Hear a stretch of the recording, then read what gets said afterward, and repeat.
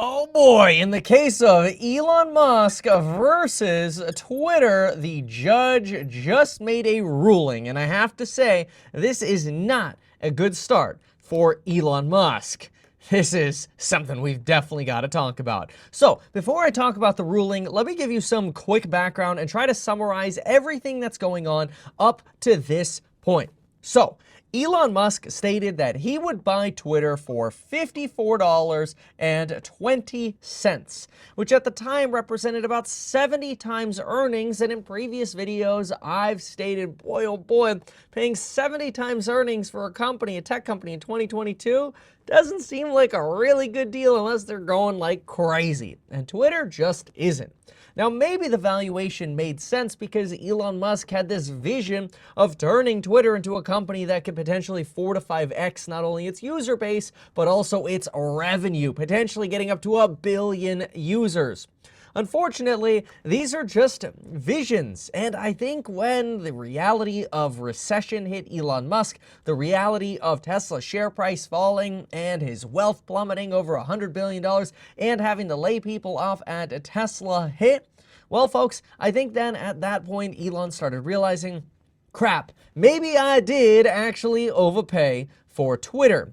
And here are some of the issues that Elon Musk now faces. He faces quite a few, and it all starts with his original publicly disclosed merger agreement. This is really important. So let's make a list here. So first, number one, the public merger document makes absolutely no mention of bots. And that means you really didn't have any kind of contingencies for bots on the Twitter platform. Why do bots matter? Well, they matter because Elon Musk makes the argument that, hey, Twitter told us in public filings that only 5% of their user base is made up of bots or spam accounts. In fact, here's the direct verbiage from the Twitter filings with the SEC. It states the following: there are a number of false or spam accounts in existence on our platform. We have performed an internal review of a sample of accounts and estimate that the average of false or spam accounts during the first quarter of 2022 represented fewer than 5% of our monthly daily active users during the quarter. The false or spam accounts for a period represents the average of false or spam accounts in the samples during each month analysis period during the quarter. Now, this is a very important line right here that I want to highlight to you. First, notice the word samples, right? Samples is very, very important. But in addition to the word samples, I want you to remember this phrase right here. In making this determination, we applied, quote, significant judgment. In other words, significant sort of, I think this is right, but it could be wrong, right? And they even say, so our estimation of false or spam accounts may not accurately represent the actual number of such accounts, and the actual number of false or spam accounts could be higher than we have estimated. So this is a pretty good CYA statement, cover your behind statement by Twitter's attorneys. And the reality is, and I hate to say it because you know what, I like Elon, okay, but here's the thing. The reality is, number two, Elon Musk didn't fact check the bot issue before actually agreeing to sign the merger deal. So the public merger document made no mention of bots. He didn't fact check the bot issue before the deal was inked. There was nothing in the negotiations that actually suggested that the bot issue was a concern. In fact, number four, Elon publicly said he wanted to solve the bot issue as one of the reasons he was buying the company. And so this is where Twitter is making the argument that, as soon as Elon Musk's net worth started falling and recession fears started mounting, Elon Musk decided, crap, well, now we've got some cold feet. Now, Elon here is really saying, look, we don't like how you did your sample. In fact, we would do a sample completely differently. In fact, when we survey people on Twitter and say things like, hey, is your experience that only 5% of users on the platform are bots? Most people say no. In fact, some suggest that the bots on Twitter could represent somewhere around 25 to 50% of the user base. And so Elon here is saying, hey, y'all made a sample. but you all basically defrauded us by doing a shot in the dark sample. Twitter obviously replies here and says, hey, look, we said we used significant judgment, and even if that meant we just had one dude in a dark room going, hey, you know, pick 100 random tweets and count how many spam bots, and he goes, looks to be less than 5%. All right, sounds good, could be higher. Well, that's just the company you're buying. You're buying a company that didn't actually have great controls, and unfortunately, if you waived that due diligence up front, which Elon argues they didn't, well, then that's the problem, or ultimately the company that you have to buy, right? See, here's the thing. I like to compare this to real estate.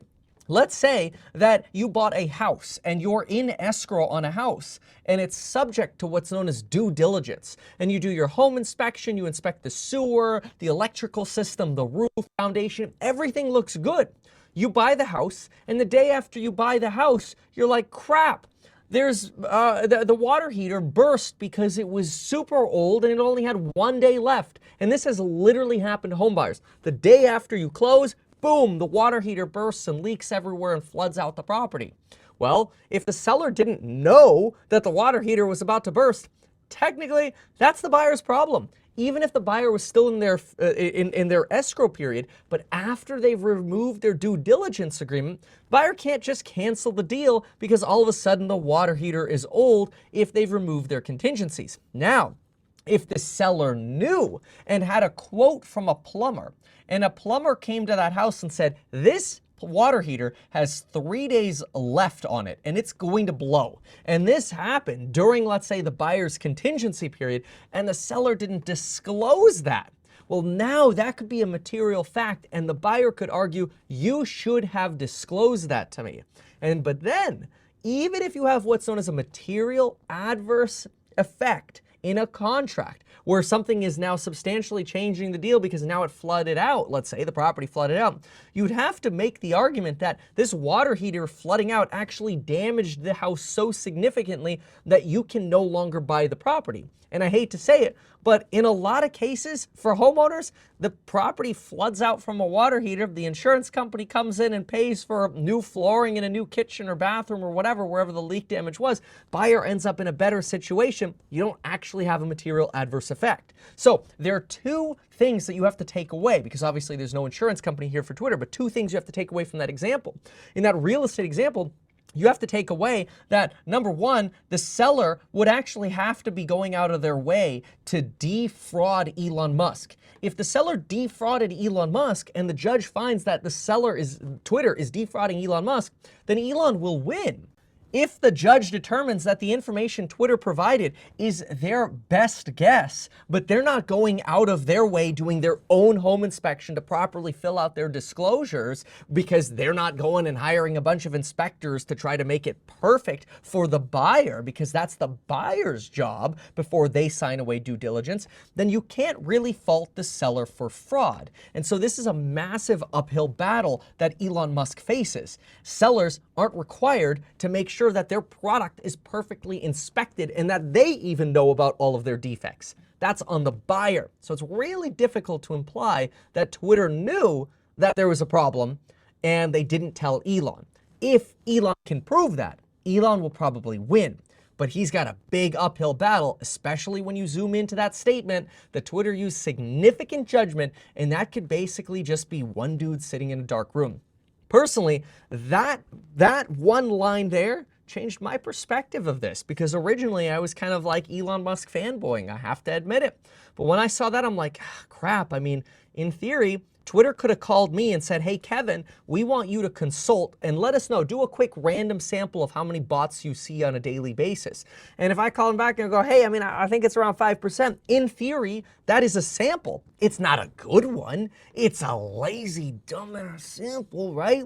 But it's still a sample, and it could be wrong. In fact, it probably is wrong, but that doesn't make it fraudulent. That doesn't make it a material adverse effect. So this is where Elon, again, big uphill battle. He'd probably have to show that Twitter knows they were lying. That's going to be tough. Now, judges, and this is the other big problem, okay? Judges in Delaware, the Delaware Chancery Courts, these are business judges. And people file corporations in Delaware, I have myself, because Delaware is known as the place to incorporate for most companies, because these judges honor business contracts. Judges want contracts to be enforceable, so that way when companies decide where do we want to incorporate, they pick Delaware to do it. It's kind of like this case is literally an advertisement for incorporating in Delaware, because it shows that we take business contracts seriously in Delaware, and we're not going to let some, let's say, woke politics or, super, whatever sided, one-sided politics get involved. We're going to look at business contracts as what they are. Business contracts. So letting Elon Musk potentially walk away from this deal could really weaken the state's ability to actually attract corporations to trust their company and corporation documents in the state of Delaware. So the potential precedent of letting Elon walk away here would be huge. And this is yet another massive uphill battle for Elon Musk. And as much as I like to fanboy for Elon, I'm concerned here. The more I look at this, the more concerned I get. Does it mean he might have to sell Tesla stock? We'll talk about that. So, what happened? Beyond the fact that, yes, I have programs on perspective for building your wealth in real estate stocks, building your wealth, real estate sales, making YouTube videos, you name it, with a coupon code expiring on July 28th. Linked down below. Take advantage of that great pricing because it's phenomenal. You get 50% off. Take advantage of it. You join me in private live streams and much more.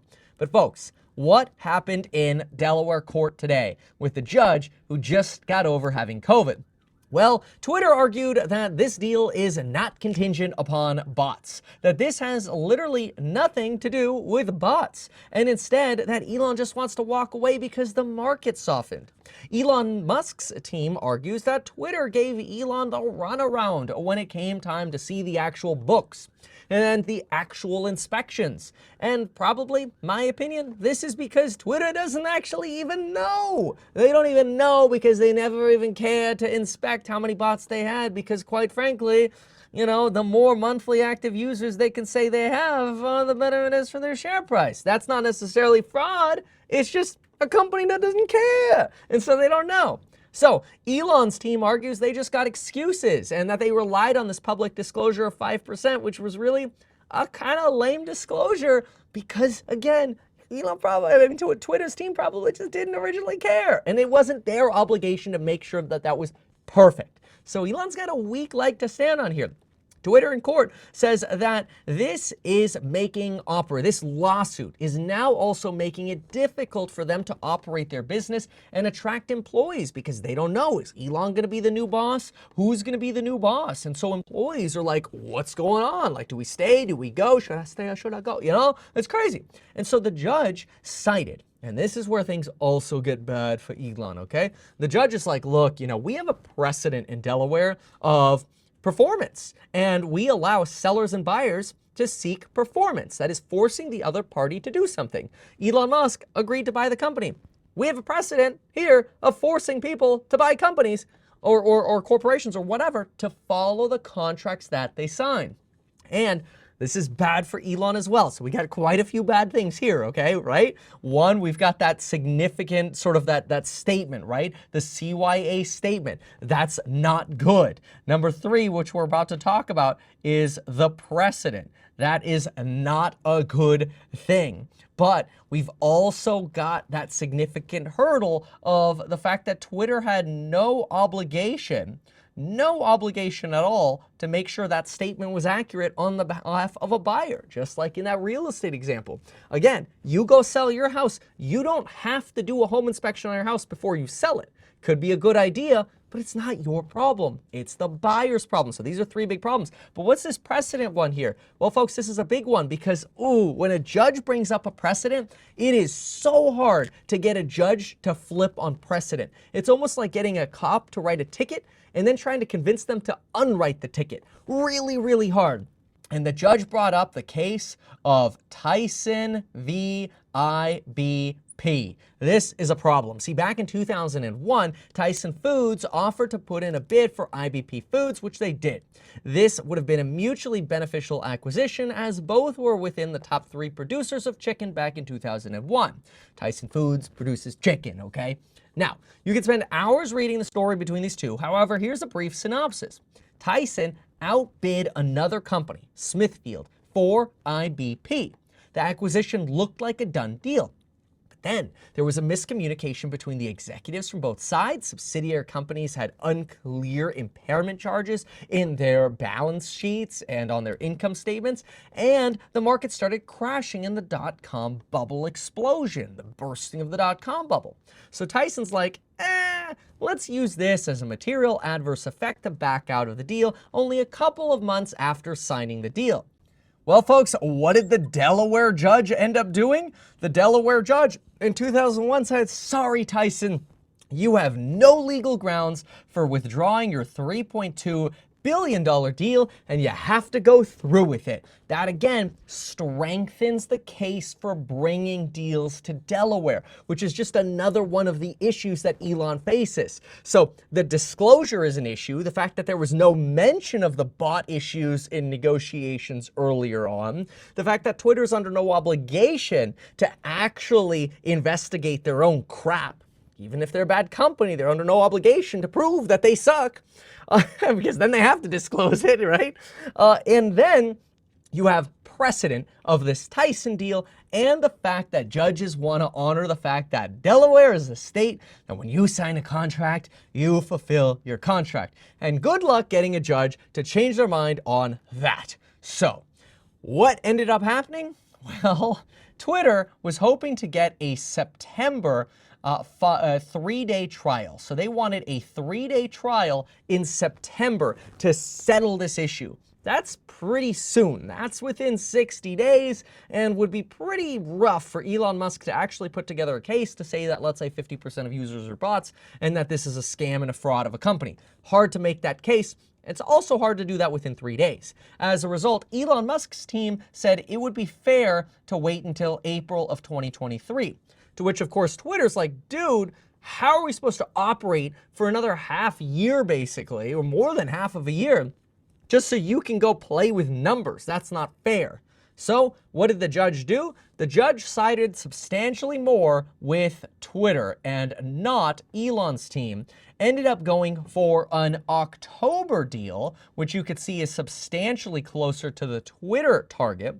And they are going to set a 5-day trial, or a 5-day trial has now been set for the case between Elon and Twitter. This is going to be big, so if you want to see details of that case, make sure to follow and subscribe to this channel. Now, is Elon Musk potentially going to be forced to sell Tesla stock? Yeah, potentially, because if some of his other financing now falls through, it could potentially put pressure on Tesla, as Elon Musk maybe needs to sell up to another $11 billion, as it seems like right now he has secured roughly about $33 billion. We've got a $44 billion deal on the table. This is running off the chart over here, just like many things that's going on with Elon. Anyway, $33 billion are tentatively secured right now. He's got to get to $44 billion. That leaves a deficit of $11 billion. If some of this financing pulls out, though, it's possible he could have to come up with maybe 15, 20 billion bucks. Could that potentially create selling pressure? Abso-freaking-lutely. Could that end up being a buying opportunity for Tesla? Abso-freaking-lutely. Is there a good chance Elon Musk done effed up here? Abso-freaking-lutely. Thanks so much for watching, and we'll see you in the next one.